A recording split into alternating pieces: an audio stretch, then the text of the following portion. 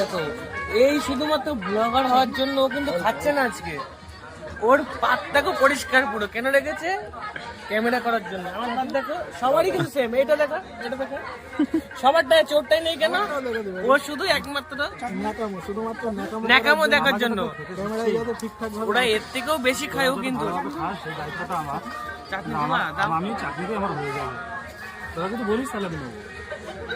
শোন, সবার সামনে রিয়েলটা ধর। তুই খাস তো খাস, কি আছে? লজ্জা পাওয়ার কি আছে? খাওয়াতে কোনো লজ্জা করবি না। পাঁপড় বেশি করে দাও। আমি তো নির্লজ্জ, পাঁপড় বেশি করে আমার তো নির্লজ্জ রসুল্লাহ দুটো নেই। আজকে একটু সবাইকে দেখাতে পারছিস তুই কতটা খাস। কি আছে, নেমন্তন্ন করতো কেউ? বলিস না, সবাই দেখছে তো নাকি? দেখো,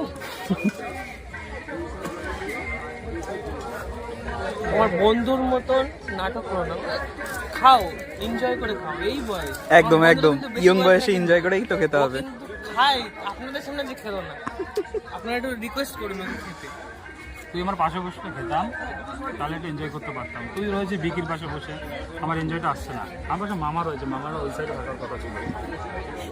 বল এখন এখানে মনটা কিছু ঢুকিয়ে দিচ্ছিস।